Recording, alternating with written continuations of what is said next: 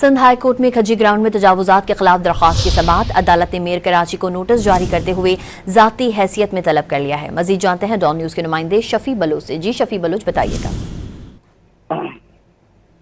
आज Sindh high court में खज्जी ground में जो है वो तजावुजात के खिलाफ दायर दरख्वास्त पर समाअत हुई, जहां पर अदालती अमल दरामद न होने पर अदालत ने सख्त बरहमी का इजहार किया और आइंदा समाअत पर मेयर कराची को जाती हैसियत में तलब कर लिया है। और इस मौके पर अदालत ने जो वो टीएमसी नाजिमाबाद टाउन को जो है वो अमल दरामद रिपोर्ट जमा कराने का भी जो है वो हुक्म दिया था, जिस पर अमल दरामद जो है वो करवा दिया गया है।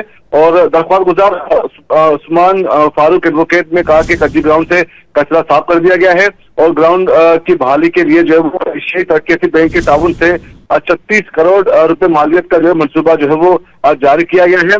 और जबकि इसके अलावा जो है वो खज्जी पुलिस स्टेशन जो है वो हटाना जो है टाउन इंतजामिया के दायरे इख्तियार पे नहीं आता, टाइम है। और केएमसी को जवाब जमा कराने के लिए जो है अदालत ने जो है वो मोहलत दे दी है।